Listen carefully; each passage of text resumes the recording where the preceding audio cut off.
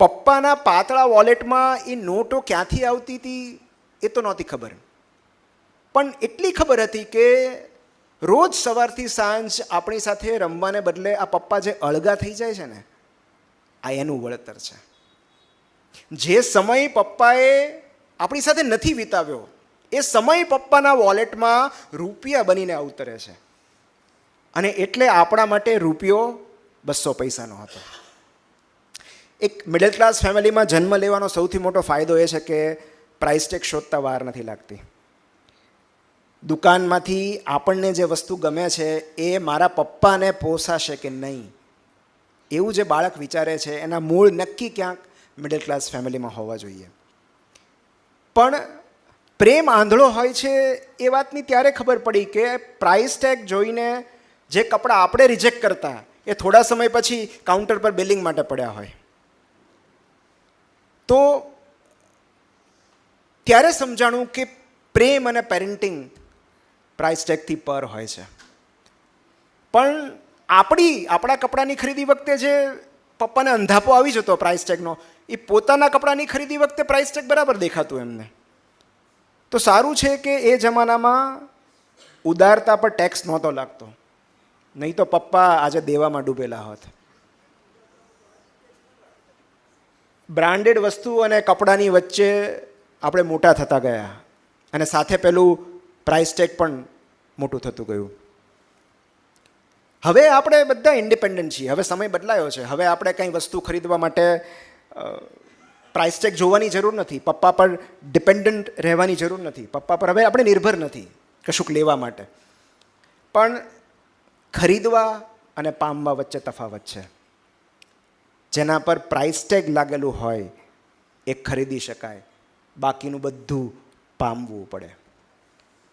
આ ખરીદી શકવાની ક્ષમતાથી પામી શકવા સુધીની લાયકાત, આ સફર આપણે ખેડવાની છે. એમેઝોન કે ફ્લિપકાર્ટ પર આશીર્વાદ નથી મળતા. એવી કેટલી વસ્તુઓ હશે જે આપણે ખરીદી નથી શકતા, આપણને ફક્ત આપવામાં આવે છે. અને એમાંના એક છે પપ્પા. કારણ કે કોઈ આપણને ભેટ આપે ને ત્યારે એનું પ્રાઇસ ટેગનું સ્ટીકર કાઢી નાખે. આ યુનિવર્સને પણ એવી જ ટેવ હોવી જોઈએ, કારણ કે પપ્પાના ચહેરા પર ક્યારેય પ્રાઇસ ટેગ જોયું નથી અને એટલે જ એમનું મૂલ્ય સમજાતું નથી. 65 કે 70 વર્ષની વયે પહોંચેલા કોઈ વડીલ મારા ક્લિનિકમાં પ્રવેશે હોસ્પિટલમાં, ત્યારે એમની માટે મારા ક્લિનિકનો દરવાજો 2 પ્રકારે ખુલે. એક એમના દીકરા કે દીકરી દ્વારા, 2 મારા હોસ્પિટલ સ્ટાફ દ્વારા.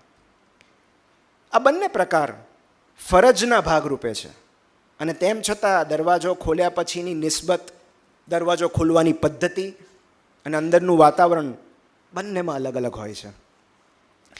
પિતાને હોસ્પિટલ સુધી લઈ જવાની ઘટનાને ફરજ કહેવાય, સેવા કહેવાય કે કાળજી, એનો આધાર પપ્પા અને સંતાન વચ્ચેના ભાવનાત્મક લગાવના પ્રમાણ પર રહેલો છે. આ ફરજ અને કાળજી વચ્ચે ભાવનાત્મક લગાવ જેટલું જ અંતર હોય છે. કારણ કે હું એવા વાઇડ સ્પેક્ટ્રમ ઓફ પેશન્ટ્સ જોઈ રહ્યો છું, એવા વાઇડ સ્પેક્ટ્રમ ઓફ સંતાનો જોઈ રહ્યો છું કે ક્યારેક પપ્પાને થઈ રહેલી નાનામાં નાની તકલીફથી માંડીને એમની દવાઓ સુધીની સંપૂર્ણ જાણકારી સંતાનોને હોય છે. તો ક્યારેક મન અને શરીરની ફરિયાદો કરવા માટે પપ્પાને એકલા આવવું પડે છે. કોઈ એમનો હાથ પકડીને એક્ઝામિનેશન ટેબલ પર ચડાવે છે, તો કોઈ પોતાની બિઝનેસ મિટિંગ, મેસેજીસ કે મોબાઈલ ફોનમાં વ્યસ્ત હોય છે.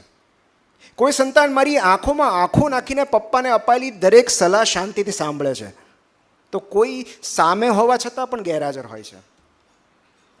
કોઈ મને ફોન પર દૂરથી સૂચના આપી દે છે કે જે થતું હોય આપણે બેસ્ટ કરવાનું છે.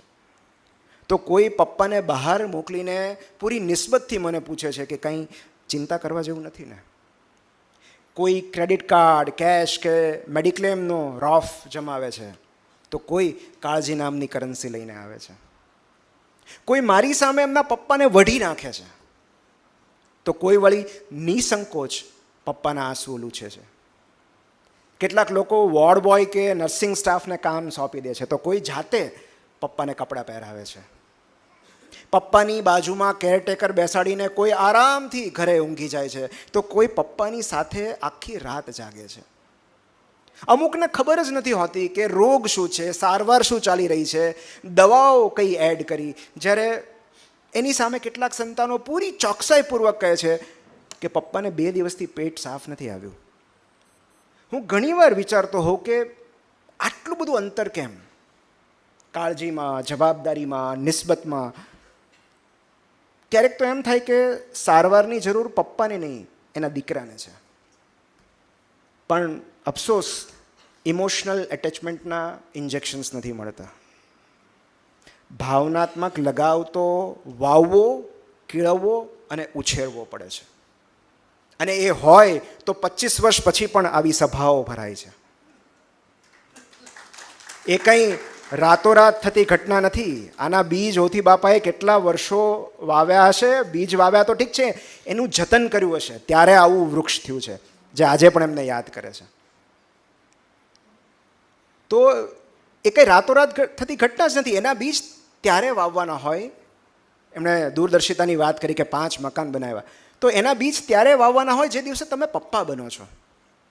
નિયંત્રણ, રક્ષણ અને પોષણ જેવા પરંપરાગત જોબ પ્રોફાઇલમાંથી બહાર નીકળીને એક પપ્પા જ્યારે એમના સંતાનોની ઇમોશનલ નીડ્સ પૂરી કરે છે, ત્યારે હીરો બને છે. પપ્પાની પદવી લઈને ગર્વ અનુભવતા બાયોલોજિકલ ફાધર જ્યારે ઇમોશનલી અવેલેબલ ફાધર બને છે, ત્યારે હીરો બને છે. સમય, સંવાદ, સહાનુભૂતિ અને સ્પર્શ દ્વારા સંતાનો સાથે જ્યારે તેઓ એક સંવેદનશીલ સેતુ રચે છે, ત્યારે હીરો બને છે. કારણ કે જો એક પિતા તરીકે આપણી જવાબદારી ફક્ત બાળકને ખવડાવવા, પીવડાવવા, સ્કૂલ ફીસ ભરવા કે એમને વસ્તુઓ અપાવી દેવા પૂરતી જ સીમિત હોય, તો એનો મતલબ એમ કે એમના જીવનમાં આપણું સ્થાન રિપ્લેસેબલ છે. જે ક્ષણે એ કમાવા માંડશે, અર્ન કરવા માંડશે, પગભર આત્મનિર્ભર બની જશે, એને આપણી જરૂર નહીં પડે. પછી શું કામ આપણને યાદ કરે? મારી દીકરી ઇન્ડિપેન્ડન્ટ થઈ જાય પછી શું કામ મને યાદ કરે? અને હવે તો બધું ઓનલાઈન મળે છે. એમેઝોન કે ફ્લિપકાર્ટ પર એક ક્લિકે તમે જે વસ્તુ ગમે એની ખરીદી કરી શકો છો.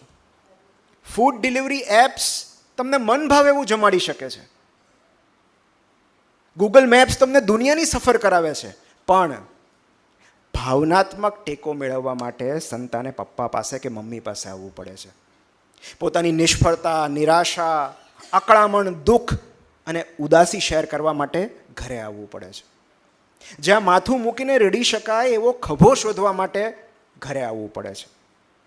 સંજોગોએ મારેલા તમાચાની ફરિયાદ કરીને કોઈને કચકચાવીને ગળે મળવા માટે ઘરે આવવું પડે છે. અને એ સમયે જો એને કાન, ધ્યાન અને માન નથી મળતું તો આપણે એને ગુમાવી દઈએ છીએ. એક પિતા તરીકે મને ઘણીવાર, આજે મારા ડ્યુઅલ રોલ છે, મારે પિતા તરીકે પણ કહેવાનું છે અને એક દીકરા તરીકે પણ કહેવાનું છે. એટલે મને ઘણીવાર એવું લાગે કે એક પિતા તરીકે આપણે આપણા બાળકને ફક્ત સમજણ આપી શકીએ. બોધ તો એને જિંદગી જ આપશે. કારણ કે બોધ થાય એ કરાવવાનો ન હોય. આપણે એને પડતા નહીં અટકાવી શકીએ, પણ એ પડે ત્યારે ટેકો ચોક્કસ આપી શકીશું. ભંગાણ, ભાવનાત્મક ઈજાઓ કે ભૂલો કે હાર્ટબ્રેકથી એને ક્યારેય બચાવી નહીં શકીએ. પણ એવા સમયે મેણા માર્યા વગર એની પડખે જરૂર ઊભા રહી શકશું. એની આંખોમાં ક્યારેય આંસુ જ ન આવે એવો જાદુ તો આપણે નહીં કરી શકીએ, પણ આપણી હાજરીમાં જજ થવાના ડર વગર એ નિસંકોચ રડી શકે એવું વાતાવરણ ચોક્કસ ઊભું કરી શકીશું. અને આ બધું કર્યા પછી પણ મેં તારા માટે આટલું કર્યું છે એવું જતાવવાનું જતું કરીને માત્ર નિસ્બતથી જોડાયેલા રહી શકીએ તો કદાચ આપણે પણ હોથી બાપાની જેમ હીરો બની શકીએ.